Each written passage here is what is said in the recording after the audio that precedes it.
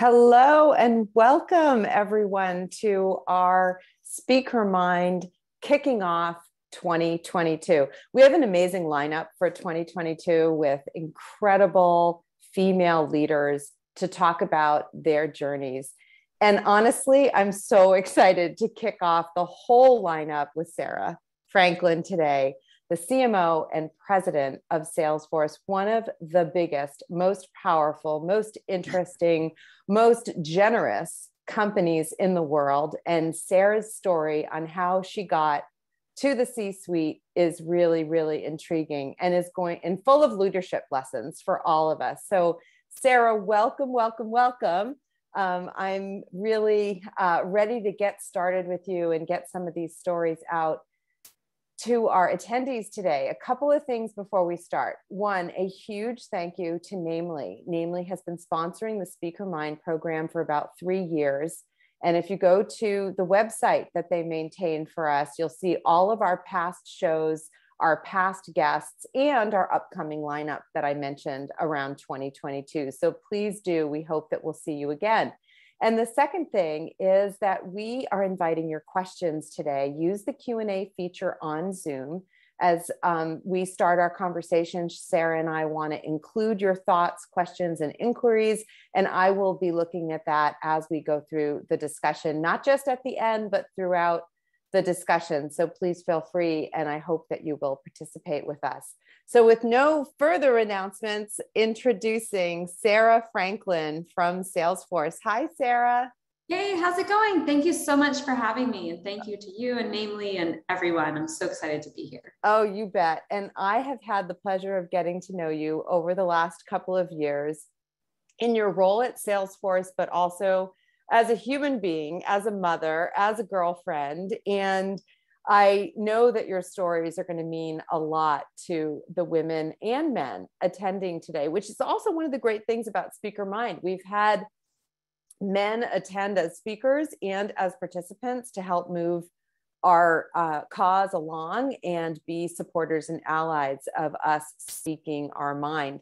Now, you've done a number of interviews, Sarah, and I have to say that you really embody the values of Speaker Mind, which is, being transparent and honest that this journey, it's not all, easy street and, glory at the end. It's just not. It's hard work. It's a lot of obstacles and a tremendous amount of kind of grit is what I think about when I think of you. So let's start out with just kind of the beginning of your story as you grew up, but you went to school after your childhood when you were a young adult and got 2 degrees that are typically very dominated by males. You graduated with chemical engineering and biochemistry. And so you must have worked really hard. I mean, and, sort of encountered new things very early in life on how you had to deal with obstacles. So just tell us a little bit about how you picked those areas to focus on and what your degree meant to you. Yeah, no, it's a great reflection when I look back. More years ago than I want to admit it was, but I grew up and my mother was a teacher, and so it was humble beginnings. And when I was in high school, I told my guidance counselor, she said, "What do you want to do when you grow up?" And I was like, "I don't know. I just want to make more money than my mother did." Because she was a teacher, which that's a sidebar. Teachers need to be paid more. But I was like, okay, what makes money? She's like, engineering is a career that makes money. I was like, okay, I'm going to go do that. Right. And so I got into Virginia Tech. I started in chemical engineering. And I didn't really know at the time what I was doing going into this field, because when I looked around, there wasn't anybody like me. I was one of the only females in the room. Yeah. And, but I love math, I love science, and I was excited about the prospects. And so I just kind of, focused and I got my degrees. And it's something when I look back, I was like, wow, I remember being the only, girl in that room. Yeah. And how hard that was. And it was lonely. it hasn't unfortunately changed throughout the world. You know, it's like, there's not enough women in tech. There's not enough women in these careers. But I got my degrees, and then I came out of school and I had the degrees, and I got a job at Lockheed Martin doing semiconductor wafer fabrication, and more men in your life. I know, it's crazy. And I've evolved to where I am today, but it's been a journey. And I look back and I'm like, wow, there wasn't anybody that I could really, look to in my class as a mentor or anything. And it was really, it's something that I hope, we can change for the future. So Sarah, you said something so interesting. Give us your motivation behind sitting with your guidance counselor and saying, like, tell me what makes more money than my mom. What was your motivation behind that? Yeah, I mean, it's interesting when I look back, because I was motivated. I wanted to, and this is a reflection, I wanted to give my children a quote unquote better life. Yeah. But when I look back, actually, I am so thankful for what my mother gave me, which was, I had to take care of myself. I had to get myself to school because she was working. I had to do a lot for myself, and I worked since a young age. So I got my own work ethic. I worked for everything. I put myself through school, and I learned so much by doing that. And now my children, I'm like, go get a job. Yeah. Yeah. Well, what I heard in your answer was, you were looking for independence, right? Yeah. And knowing that you could earn an income, or going after something that could help you earn an income would give you choices in life. And look, that suited you really, really well. But with that comes like a serious amount of self-confidence, because you went into these fields where it was quite intimidating, mostly male dominated, mostly not seeing people like yourself around the room. Where does that self-confidence come from? That must be an interesting story to tell us about growing up with your mom and seeing the sacrifices that she made. Yeah, well, confidence is a very interesting thing, because what that means, and whether it's externally projected or whether it's internally felt, is something which is very different, because you might project confidence, but on the inside you're scared as can be. Yeah. And you might have that little birdie sitting on your shoulder that's like telling you, like, you're not worthy, you shouldn't be here. And you're like, no, you shouldn't be here, go away. Yeah. And that is something which I've always tried to ground myself in, is actually, what am I afraid of on the other side? My mom was a single mother. And so I've had fears of abandonment. I have fears of failure. We all have fear that we face. And I'll tell you what takes confidence and courage is facing those fears and being willing to be vulnerable, being willing to fail, being able to face those fears. And that is the confidence that you get, is you say, you know what? I believe in myself. I know I'm giving my best at this. I'm going to try my best. I'm going to give my best. I'm going to be the best I can be. I'm going to learn. And you go forth and you be, and you try and you do. And go ahead. No, yes, I was going to ask you. So, I think a lot of us can relate to that the self-confidence you project and what you're feeling inside is not always aligned. And you're kind of, you're always living in that misalignment, whether you're in the boardroom or whether you're in a team meeting or whether you're, dealing with issues at home. And so, tell us about closing that gap. Did that gap close for you as you excelled, as you got to the top of one of the biggest companies? Like, is that gap closed, or what's happened? The gap is never closed, because you always feel intimidated. You always feel like, do I know everything? And if you think you know everything, you should really check yourself, because you don't, we never do. Yeah. And that's, I think the older, wiser, more informed I get over the years, I would say I just get more grounded in that humility that I don't know everything, and being willing to ask a question that other people are afraid to ask, and ask it in a way that I don't need to sound like the smartest person in the room. I can say, what is that? Or I don't understand, or how can I help? These are very simple questions that you may feel vulnerable in asking, but they're actually very useful, and you don't have to worry about what people think around you. You're actually helping people around you by asking a simple question like, how can I help you? Or what do you need? Or explain that to me better. Those are things that I used to feel insecure to ask, because then people would think like, oh, she doesn't know what she's talking about. She's the dumb person over there, and she's the person that doesn't belong. But more when you ask those questions, and you have other people saying, oh, I'm so thankful that you said that. Yes. I was scared. I was scared to ask that. Yeah. Well, that's great. That's leading the way for all of us to be able to share those vulnerabilities, but not give up our self-confidence in doing that. So you had this interesting path inside of Salesforce to become the president, of the company and the chief marketing officer. And, tech has a tendency, culturally to move talent. Talent moves from company to company to get your C-level or to move to a broader position. And that's not your story. Your story is one of really growing up and being nurtured at Salesforce. Would love to hear. So what were the key milestones to get you to the C-suite? And what were some parts of your journey that you think we can learn from, that you learned from on reflection? Yeah, I'll end in Salesforce, but I'll start way back, like when I came out of college. And a story I tell a lot is that I came out of school and I had some degrees, and I mentioned I ended up ultimately getting a job, but it wasn't easy to get that job.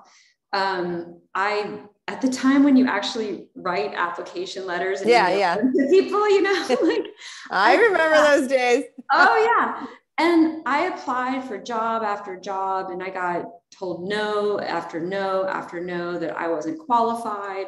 I didn't match the criteria. I didn't have enough experience. Reason why I wasn't good enough for them. And something that was inside me was like, I was not going to take no. I was not going to let myself get put down. And eventually, I did get a job, and it's good. And you fast forward to being at a company, at Salesforce, and I've been at the company now 13 years. As you mentioned, I've had multiple roles. And it's also something very similar where you're at a company. At that time, I thought it was a big company. It was like, 1,500 people. Now it's like 70,000, which is crazy. Crazy. Yeah. But I had ideas. I had weird, crazy ideas, and I would share some ideas, and people would look at me like, are you crazy, Sarah? Yeah. And I'm like, maybe a little bit, but I didn't just stand down and take no. I stuck behind my beliefs, my convictions, my passions, and you worked hard. And a story I have about Salesforce, apologize if I'm going long on the storytelling here, but we had built at Salesforce our free online learning platform called Trailblazers, and it empowers everybody to learn these incredible skills that lead to great jobs.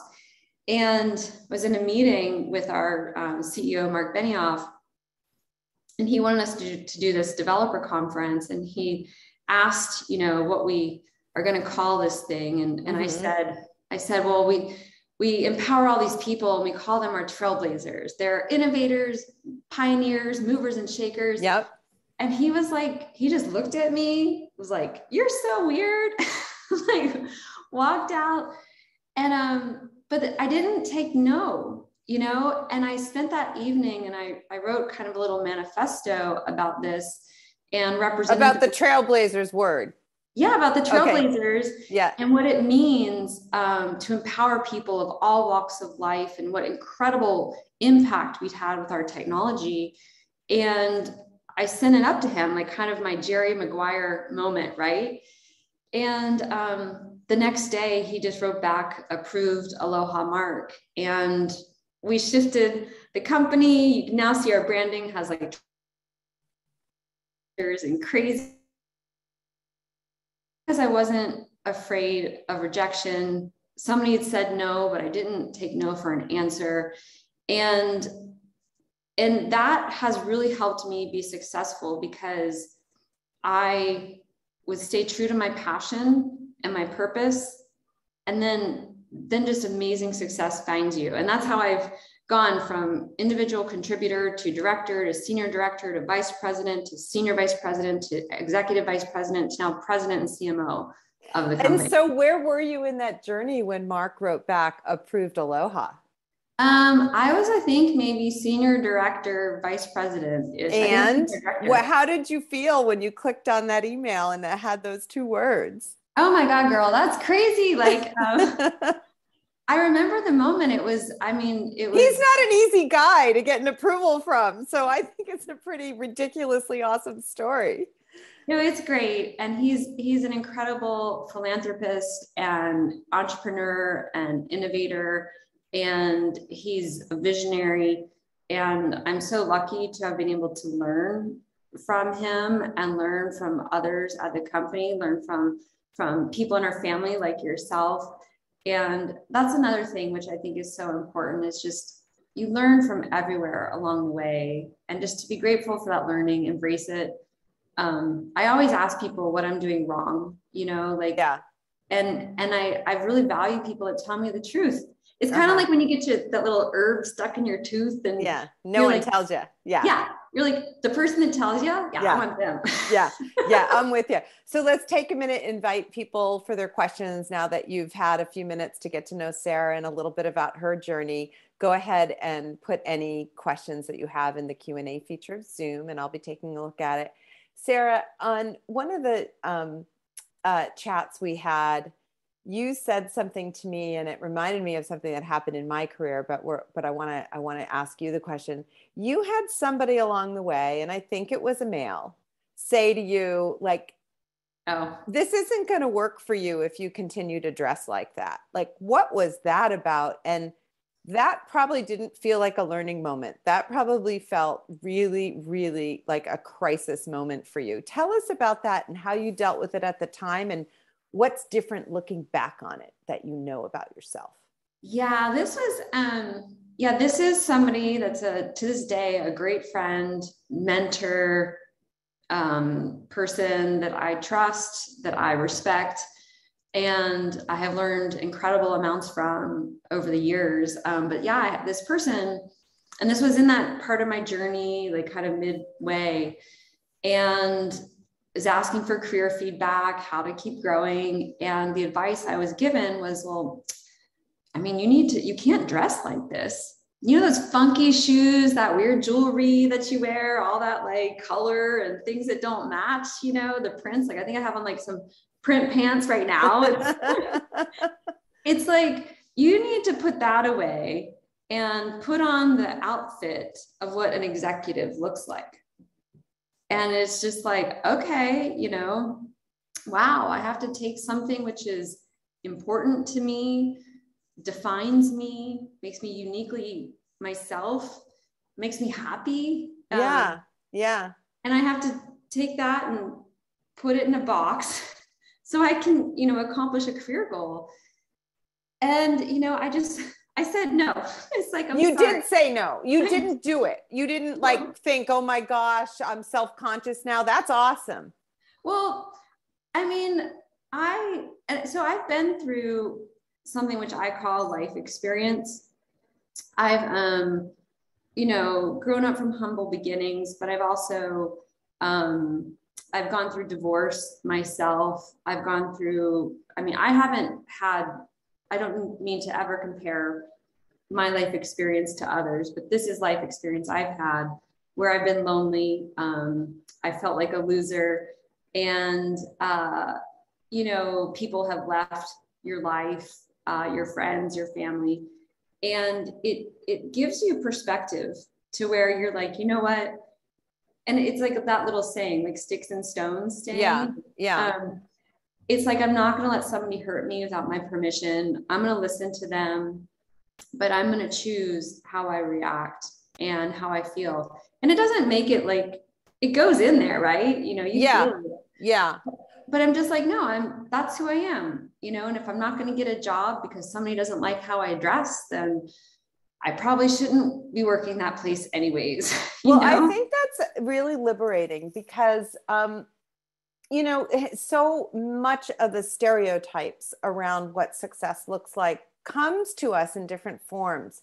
In this case, it came to you in a form of a person that you call a mentor, right? So his intent was really positive for your success. His intent was generous, but the concept behind it is so backward, right? Around what success looks like for anybody, for females, for underrepresented groups, for men, for all of us, because that is so superficial. And I think, I can remember several times in my career where feedback was given either about me or about people who worked in my organization, where feedback was desired to give to them to change something superficial like that. And it is a big learning moment on how you handle it, because it can be very, very intimidating. So I think I really wanted to ask you about that, because I think probably a lot of women on the call are going, yeah, like that happened to me. And now thinking about what can they learn from what happened to you. So one of the values of Salesforce, and I don't know if everybody knows this, but one of the values that you talk about all the time, and I mean you, Salesforce, every executive at Salesforce, you seem so incredibly aligned on the value of trust, customer trust, trust within the company, trust within the community. And I'd love for you to talk about that a little bit. We're all looking for places all the time in our career to work and be a part of that are aligned with our values. And Salesforce has created this value that seems so deep around trust. How does that show up every day as a company and help you make decisions either as an executive or as a team? Yeah, trust is our number one value. It always has been and always will be.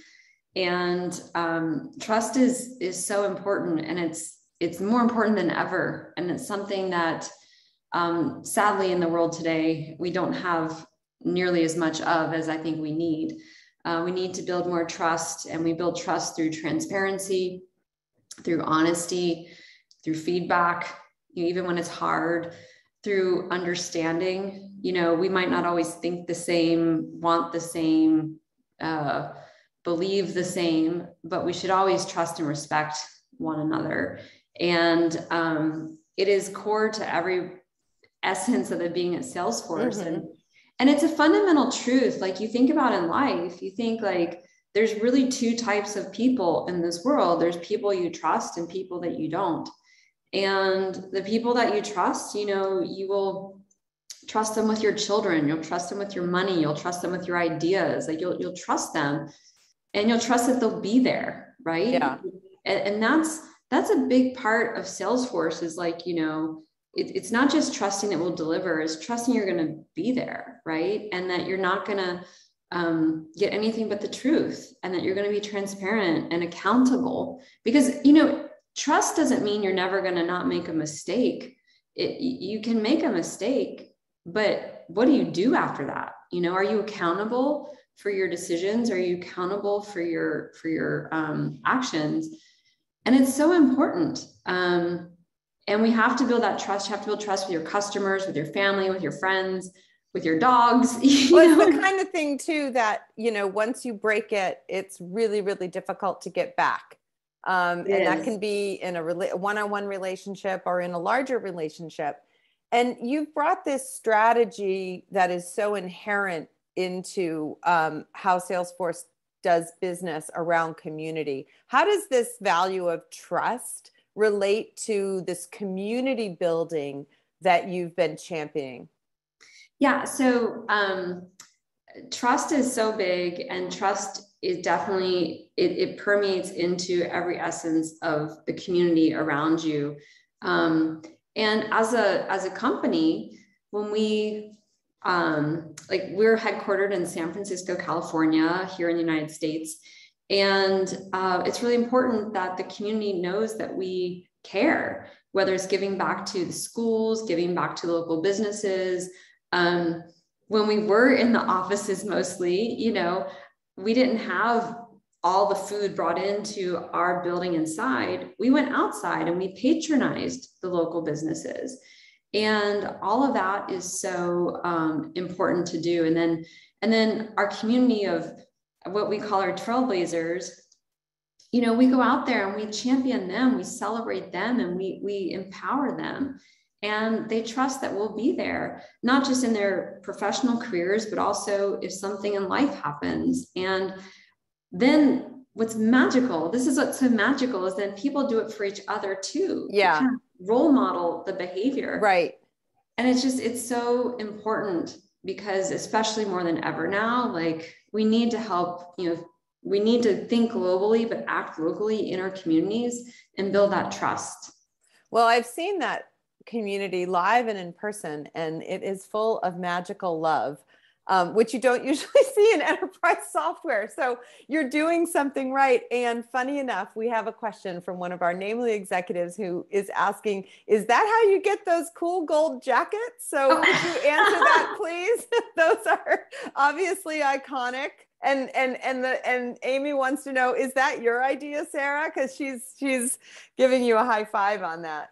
Yeah, well, nothing is ever my idea. It's always our team's idea, because I also have a belief that nobody ever does anything alone. Anytime we say we did, like, we never remember people who have helped us. Even like right now, I'm alone in this room, but you know, my clothing was made by somebody, my jewelry is made by somebody, the computer I'm using, it's like, I'm not here alone. We're here together. But getting back to the golden hoodies that we call them. Yes, it was a very fun idea, which started actually back with the way that you get reputation and you move up in the ranks on Trailhead as you earn these points. Yeah. And as you earn more points, you go up in the ranks and you get recognition along the way. And a key part of not just your learning is learning from others and helping others learn. And so when we see people not just learning on their own, but also activating the community, I'll tell you a story. For example, there's this incredible woman, her name's Stephanie Herrera. She lives in Austin, Texas, and she was learning Salesforce skills on a random Saturday. And she was helping, you know, herself learn, be better. And then one day she invited a friend, and then she invited another friend. And then she was like, well, I have friends, not just in Austin, I have friends in like all these places around the world. And so she started this like movement of this global Salesforce Saturday thing. And she also created a bunch of other stuff. She's an incredibly woman, makes me feel very not distinguished for all of her accomplishments. But, and so we award that behavior with a golden hoodie.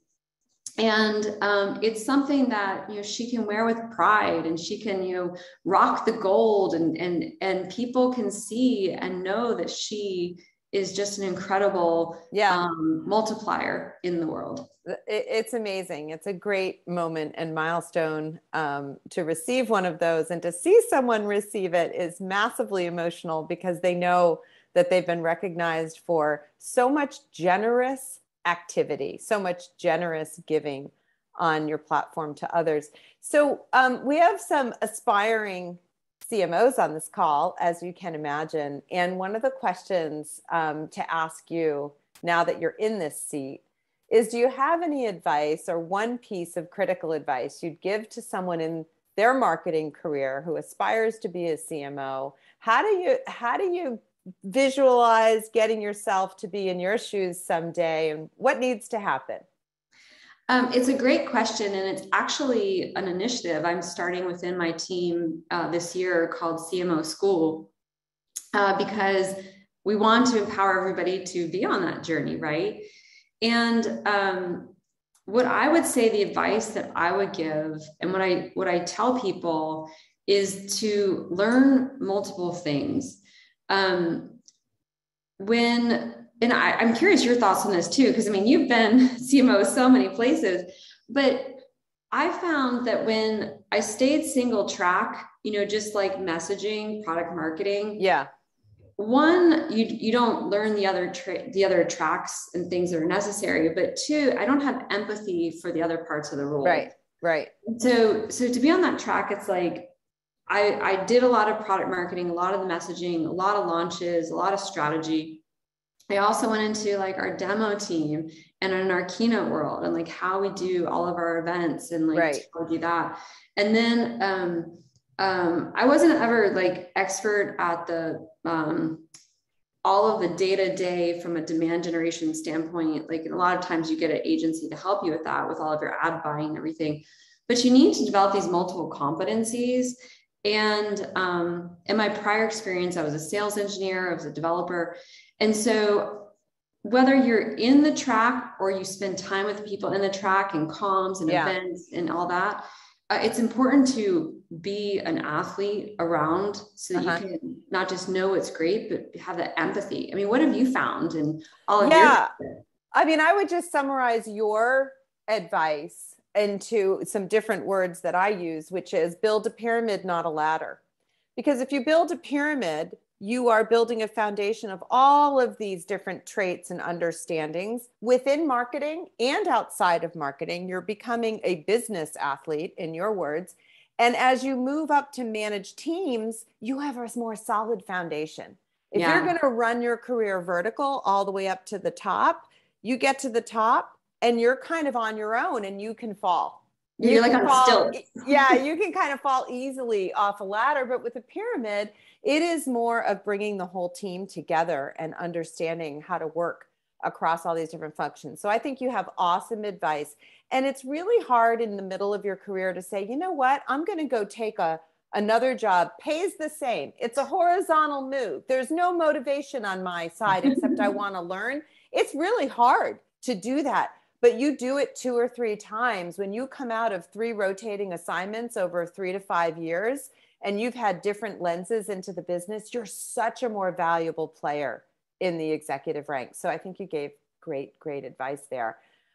We have another question, which relates to something I was going to ask you anyway. So I'm going to ask it my way, and then I'm going to go back to the question. There's a lot of great things about Salesforce, about your journey and your story. But you know what? Not everything goes according to plan, and hard to believe that there wasn't some dark hours inside of your experience. And especially in tech, you know, we've had a legacy, a history of bro culture. What that is, what it feels like, how it derails you, how you deal with it. You've got to have something in there that said this is really hard to deal with, and the bro culture just hit you right in the face. Yeah, I mean, it's still today I struggle with tech, and I whether it's looking up at leadership around in your peers, or you know, in the ranks of the teams.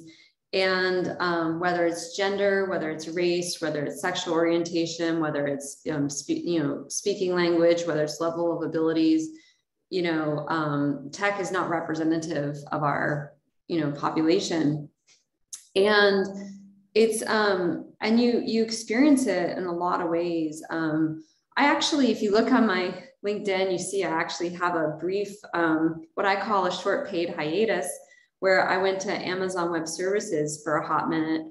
I followed my, once boss, he was then the CMO at AWS, over there from Salesforce. And, you know, it was I found myself at this time where I was so conflicted, and I was so, just driven on like, why are other people getting this, and why? And I was like in angry mode about all of that. I've been there. Yeah, it's easy to get angry. Yep. And then I came back to Salesforce like about 6 months later. I serendipitously had a conversation that got me, asking, when are you coming back? And I was like, I didn't know I could. And I came back much more grounded and just appreciative for where I was, the culture I was in. And I was like, okay, put on your big girl shoes. You know, if you're going to get angry about this, what are you going to do about it? Right. And I really just leaned into my purpose and passion for this, and already talked about Trailhead and Trailblazer, but I think that whenever we hit that moment that makes you so mad that you find that you're destroying yourself from it, like that's the moment you really have to be careful. You know, and I've had moments where you've had mansplaining, you've had the, you know, invitations to the, you know, cocktails after hour when you have to go home and take care of the kids and you can't join, and the big thing happens there, and all that has happened. But I just try to focus on turning anytime I feel that anger into something which I can make an impact for others. And that's been helpful for me. But it's hard not to get angry at what we see. Yeah, and to turn it into some kind of positive energy or a teaching moment. I think we could probably have a whole session on experiences with bro culture and what did we do about it. One of the specific questions coming from one of our attendees is, have you ever had a situation, Sarah, when it's just flat out directly, hey, like you're the gal in the room, and get kind of pushed aside, and how did you deal with that? Yeah, so I actually, earlier in my career, when I was a sales engineer, and you would travel a fair amount with your sales executive that you supported, and I sold technology. And I was young then, and I didn't understand, but I knew, like, when I walked into a room, like, you kind of keep your eyes down, you don't make eye contact, because you don't want somebody to think that you're doing something by like making eye contact with them. And and I remember being in the room and I would be quiet, and I knew that people would think like, oh, they wouldn't think like, oh, I was the smartest person in the room, or I had something intelligent to say, or I could feel the judgment, you know, or you can feel the lack of thinking that you are at that same level as the people in the room. But early on in my life, I learned that if I was able to use my brain and my intellect in a way that could really create, I don't want to say power, but, you know, power with my words and power with my knowledge. And I would muster the courage to, in a moment, I would speak up. And actually, it was interesting. The men in the room were somewhat surprised that I had something to say that was, you know, smart, additive, additional, because they weren't expecting it. Yeah. And then they were like a little bit taken back, but there's, you know, it's reflecting, you know, many years later, that's the courage that you have to find all the time. And it's just, it's hard to do, but you have to keep doing it. And the way I keep going every day is I think like, okay, if I don't do this, who's going to do it? Yeah. And I want the world to be better for my two daughters. Right. Yeah. Yeah. So well, you know what, I had this weird thought, a handful of years ago when I was in situations like you're talking about, and I'm in the ladies' room all alone, like talking, you know, giving myself a pep talk. I realized that all across Silicon Valley, all across tech, there's one woman in every ladies' room in every building, like giving themselves a pep talk. And now here's the good news is it's years later and we're connecting with each other. Yeah. Like, you know, we're connecting with each other and building community across companies so that we can rise as a group and help our teams rise. Because being that one person in that building and then realizing, wait, there's someone next door, like who is more like me, who looks more like me, who's dealing with their own pep talk to themselves too. How do we create that kind of connection? And that's what Speaker Mind is all about, to help all of us kind of create that connection and be able to learn for each other. Now there's someone on a participant who I think is kind of dealing with changing mid-career, changing industries or changing roles, changing companies. Transition is a big, difficult thing to do because it breaks trust, right? You leave trust behind and you go and you have to build new trust with all these new people and new customers. So what's your advice for those looking to make a change, get that new experience, and go, take that leap? What's your advice on how do you do that well? Transitions define leadership. How do you do that well? I think you do that well by being completely honest and being yourself. Whenever you try to pretend or caveat or try to make somebody feel good, whether it's why you're leaving or why you're coming, or your reasoning behind a decision that is uncomfortable for people, clear is kind. The more clear you are, the more people will respect you and they know what they're going to get from you. And a lot of that, though, requires you to know yourself, who you are and what you want. It's very interesting to me, like whenever I have mentorship conversations or people ask me stuff, they think we're going to have a conversation and that I'm going to hand them this holy grail of answers and the world is solved and they know what to do in their career.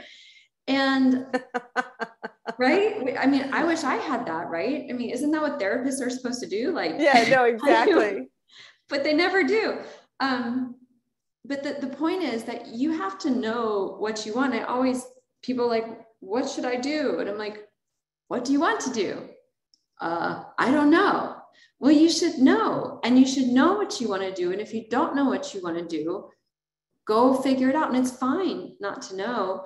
But so getting back to that transition moment, make sure that you have conviction in your decision. Write down what's going on. Write down why you're staying, why you're leaving, why you're changing, and know the pros and cons. Like, know it cold, because then when somebody asks you, you won't have different answers to different people. Yep. You won't have uncertainty in your voice.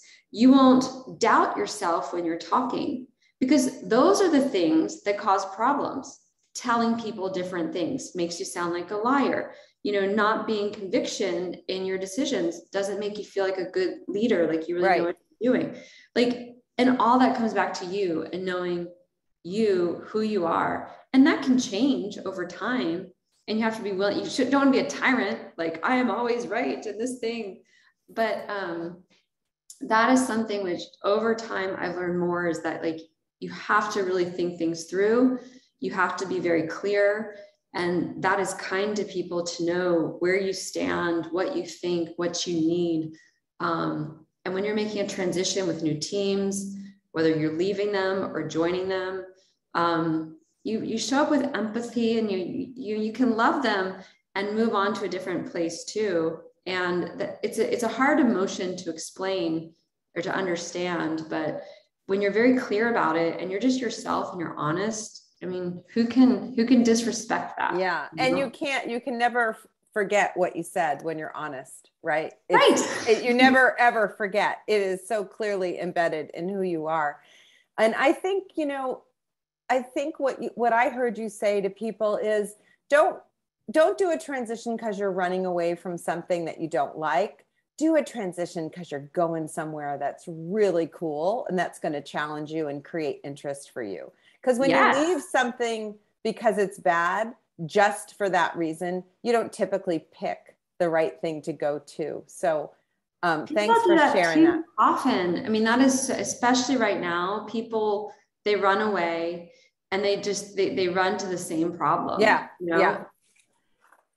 So, one of the things, Namely sells HR solutions to HR leaders, and HR leaders, at least in mid-sized companies, I don't know the stats for enterprise companies, but I'm going to guess it's similar.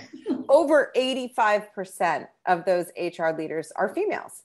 And there's no like over 85% C-levels or females in any other job in the world. So it's really unique. And, women lead a little bit differently than men and all that kind of stuff. So it brings me to a question about CMOs. I don't know the stats of females and males as CMOs, and that's not really the core of the question. But there are a lot of CMOs who are females, and there's also a lot of CMOs who move companies a lot. I'm going to be the CMO of this company, and then I'm going to move to that company. I'm not looking in the mirror or anything. And there's reasons to do that. But you are this, again, really grew up and nurtured inside of Salesforce and now running the entire function. what is one of the misconceptions, either in the market or as your current role specific to Salesforce, misconceptions about CMOs that you want to bust through and change? Are there any? Yeah. So when I took on this role, what was super important to me from day one was that the role of the CMO was a strategic function at the company at the highest level and part of the executive leadership team, not just the billboard maker, the message maker, the slide producer, the creative picture copier, like strategic to the business. Because, and I believe this wholeheartedly, especially right now, there has never been a more important time to be a marketer. Never. Because communications is like, we're digital on Zoom. Yeah, I've seen you a few times in person, which has been super fun. And I look forward to more. But like, it is hard to break through. Yeah. And you have to do it not just with your customers, employees, partners, families, all these people. And people, it's very crazy. And turns out the one person in the executive suite that knows how to talk to everybody, can understand the complexity, deals with all kinds of change, is a CMO. And we see things other people's don't. We understand things other people's don't. And also now the role is not just, creative and messaging, which I love. It's also technology and scale and data compliance and governance and legal things and a business. bunch of it's business. Business. Yeah. Yeah. And it's the business and the technology, and the CMO is uniquely square in the middle because we want to drive the growth and we want to see customer satisfaction, because those customers that are satisfied and that are successful are who we put front and center to showcase as a success, and we need it all. And so the misconception I want to change is that the CMO is something which is not as strategic to the business. Yeah. And I'm super proud that with Brett Taylor's promotion as our co-CEO and our new executive leadership team at Salesforce, the CMO role is on that executive leadership team. Yeah. Yeah. I think if we were to do a study, I'm going to predict what we would find. That companies that have CMOs in the position that you described, really overseeing strategic efforts and driving collaboration across multiple functions, have more successful companies than the companies who are organized with the quote unquote CMO or head of marketing delegated down to the types of things that are good to execute. But if you execute them, that's not against a strategy, you don't get much in return. So I think that's a great misconception to bust. I think you are busting that misconception by doing what you do at Salesforce. And, to close out, and I can't believe it, this hour has gone by so we get another hour, right? So fast. And it has been could only be more fun if we could be sitting next to each other in person with the rest of our audience. But the kind of key question to close with is, you told a lot of stories today, and there's other interviews that people can watch with you online where you talk about this consistent no that you overcame. And it's really inspiring because you know what? No one else controls your destiny. They tell you no, you need to find a way to get them out of your path and keep on going to find your yes. And so with that said, what's your advice to women, to people on this call? They're experiencing the same thing. No, we're not going to open that door for you, or that door doesn't exist for you, or you don't have X, or I don't like your cool pants, which I want to borrow, by the way. I'd like to borrow those pants next time. What's your advice to them? How do you really keep the energy up to keep plowing through that all the time? Well, the energy is not always going to be up. You're going to have your ebbs and flows, but you have to have faith in yourself, and you have to trust yourself, and you have to will yourself to not accept no. Never let them put you down. Never accept no. And there's also don't accept mediocre. Don't accept halfway there, maybe. get to where you want to go, have your goal, get there. And it's okay if you fall back a little, you know, but just keep going and just trust in yourself and ask for help, you know, and don't be afraid to say like, I'm having a hard time. I don't know how to do this, but don't accept no. You know what I'm saying? Yep. And you can change, you know, things change, goals change, people change. But don't just accept no because somebody tells you, because they're most likely, you know, trying to keep you down or don't understand your potential or don't understand your skills or your worth. And just, you know, if they say no, ask somebody else. Yeah, exactly. Some people don't see the good in change until it's already happened. And if you're a change agent, part of being successful is getting through the no's. And Sarah, you are such the great example of that for all of us. And we thank you so much for sharing your stories. What I just admire about you so much is how honest and vulnerable you are. And at the same time, so strong and successful and confident. So a big thank you from me personally, from our entire audience. A huge thank you to Namely again for continuing to sponsor this program. And if you have interest to hear from Namely and have needs in the HR solutions area, please do just let us know by this quick poll that just showed up on your screen. We're thrilled to welcome you to Speak Her Mind in our community. Sarah, a big invite back anytime in the future. And please join us next time, our next Speaker Mind with our next awesome guest, which we will make sure you know about. So signing off for now, and enjoy speaking your mind wherever you go. See you soon.